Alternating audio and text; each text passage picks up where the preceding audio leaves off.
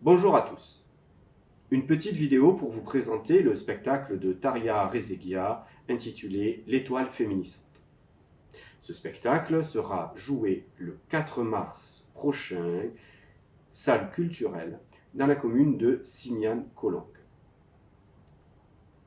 Alors, bien évidemment, inutile, absolument inutile, de vous dire quelle est notre joie avec l'association égalitaire et notre bonheur d'avoir pu précisément cette semaine programmer un tel spectacle. Nous serons le 8 mars, en tout cas 4 jours plus tard, et nous allons consacrer cette temporalité aux droits des femmes. Le 4 mars, et j'en parlerai, sera donc joué le spectacle de Taria. Le 8 mars, normalement, un banc rouge sera inauguré à Signan-Colongue par notre association. Vous connaissez la signification du banc rouge. Il est symbole des violences faites aux femmes. Notre association, vous le savez, lutte au quotidien contre ce fléau, cette barbarie absolument indigne de notre culture, de notre civilisation et bien évidemment de notre humanité. Revenons sur le spectacle de Taria. Il sera donc joué, je le répète, le 4 mars prochain, salle culturelle à Signan-Colongue. Dans un premier temps, nous souhaitons remercier la commune de Signan-Colongue. Nous remercions son maire, M. Philippe Ardouin, nous remercions les équipes municipales, nous remercions l'ensemble des élus et du conseil municipal. Nous avons en effet besoin de collectivités territoriales qui s'engagent. Nous avons besoin de collectivités territoriales capables d'être facilitatrices pour l'activité de la société civile. Ce que je suis en train de dire là est très important. Nous avons aujourd'hui une soif d'engagement. L'activité du tissu social, je veux dire l'activité de la société civile, est intense. C'est l'une des marques de notre époque. Nous souhaitons agir. Nous souhaitons nous engager et j'y reviendrai dans quelques instants. Je renouvelle donc, au nom de l'association égalitaire, de sa présidente Caroline Gora, tous nos remerciements à la collectivité territoriale, à la mairie de Signan-Colongue. Un petit retour sur le spectacle de Taria. Cette œuvre est un objet hybride. Et vous savez combien je suis profondément amoureux des œuvres sortant de l'ordinaire. Elle est hybride tout d'abord, eh bien parce que nous sommes quelque part entre le stand-up et le théâtre. Oui, nous pouvons venir en famille, oui, nous pouvons au premier degré, nous pouvons rire, et puis nous passons, c'est certain, du rire à l'émotion, dans une sorte de gradation, aux larmes et à la renaissance, à la joie, au bonheur de l'émancipation. La forme d'écriture navigue entre la comédie, la tragédie. Cette idée aussi que le public n'est pas passif, c'est quelque chose là aussi qui me touche très profondément puisque le public participe. Pas seulement avec les tripes, pas seulement avec le cœur, pas seulement avec le cerveau, l'intellect, l'intuition. Il participe physiquement à ce qui se passe sur scène. La frontière, peu à peu, entre le spectateur et l'actrice s'efface, s'évade. Nous sommes âme à âme. Et il appartient au génie de Taria, à son écriture, à sa présence sur scène, d'avoir su créer, pardonnez-moi, cette alchimie. Si vous devez assister à cette représentation, eh bien, préparez-vous à cette expérience-là. C'est une expérience intime, c'est une expérience forte.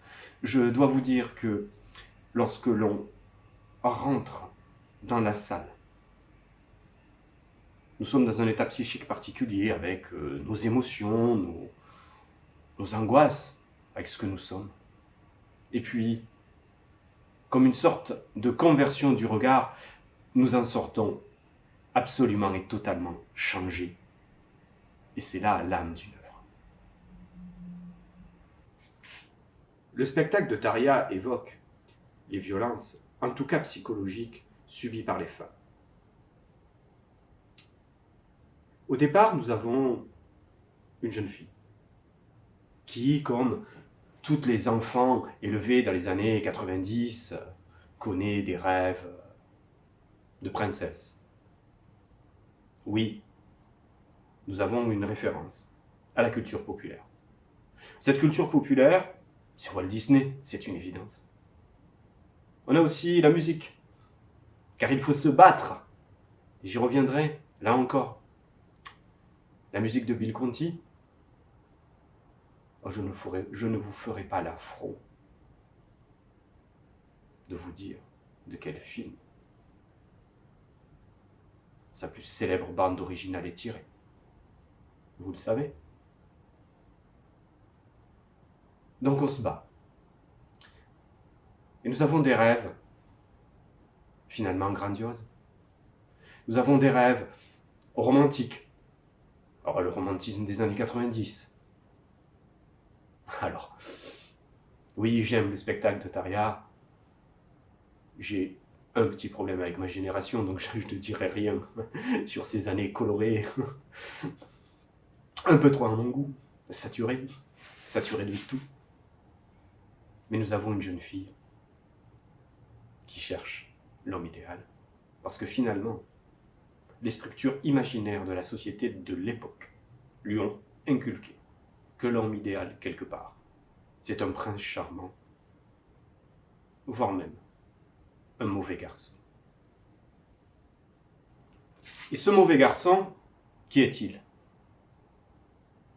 Il est présenté comme un pervers narcissique. Alors dans cette vidéo, je ne vais pas parler de ce type de personnalité. Tout simplement parce que la littérature à son sujet est actuellement assez vaste, et puis parce que nous parlons de perversion. La perversion est un phénomène très complexe et typiquement, du moins schématiquement, vous le savez aussi, puisque comme moi vous avez lu Freud, il s'agit d'un mécanisme de défense. En tout cas, dans un premier temps, d'une attitude défensive. Défensive pourquoi ? Eh bien tout simplement parce que le pervers est un peureux, je le dis. Le pervers a peur de la réalité. Il va donc tenter de projeter ses angoisses pour s'en protéger sur autrui. La relation émotionnelle qu'il peut avoir à autrui, et ici dans le cas présent à la femme, est une relation tout simplement de violence à objet. Donc, le pervers, je le répète, projette ses propres contradictions pour éviter d'être dans un combat seul, face à face, avec ses angoisses. Oui, le pervers a peur de la réalité.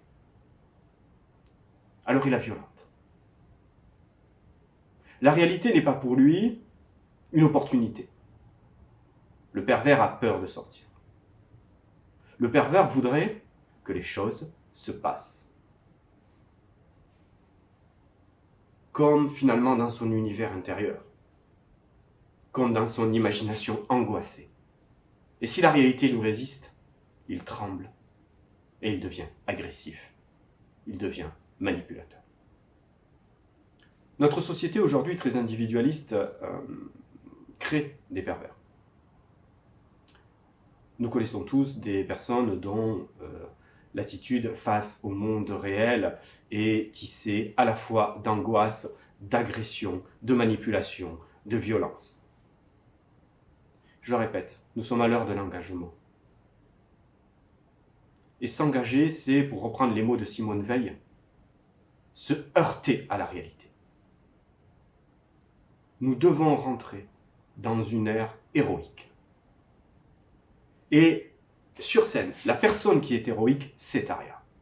Voilà pourquoi nous avons des scènes de combat, des scènes où elle se bat, elle, contre ses angoisses. sans justement écraser les autres, sans chercher à les manipuler, sans chercher finalement à faire en sorte que l'autre soit l'expression de nos contradictions, soit l'expression de nos angoisses, soit l'expression de ce qui ne va pas chez nous. Oui, nous assistons sur scène, et c'est très important pour notre association, à la reconstruction d'une victime. Alors ça n'a rien à vous dire, la reconstruction de Taria prend des formes qui me plaisent à la fin. Des formes que l'on retrouve ailleurs, dans un livre qui s'appelle Le Dernier Ours de Mathilde Grosel, et dont je suis en train d'écrire un article pour le journal d'Estimed. J'en dirai pas plus, mais sachez que la figure du père réapparaît. Non pas le père avec du pouvoir, le père machiste, le père qui protège, car ce que nous disons avec notre association est la chose suivante. Nous le disons aux femmes comme aux hommes. Vous n'avez pas besoin d'être protégés. Ne laissez personne dans votre entourage vous dire « sois sous ma protection ». Soyez autonome, soyez responsable, soyez libre. Votre propre protection, c'est vous-même. Mais ce père-là, le père qui fait retour dans la pièce de Taria, c'est le père qui possède une autorité, qui est une autorité émancipatrice, car tel est le sens profond de la transmission et de l'autorité. Venez donc nombreux, le 4 mars, à Simiane-Collongue, salle culturelle, route de Gardanne. Vous pouvez réserver vos places en nous écrivant à l'association égalitaire, ici ou ici, quelque part, puisque où est-ce que je vais mettre la petite adresse? Je ne sais pas, ici, en tout cas, à l'adresse qui apparaît. Vous pouvez donc réserver les places et vous pouvez venir en famille, très nombreux. Le spectacle sera suivi d'une discussion sur les violences faites aux femmes, avec le public. Taria prendra part à la discussion, vous pourrez poser des questions. Je présenterai avec Caroline Gora, la présidente de notre association, donc je présenterai les combats que nous menons au jour le jour.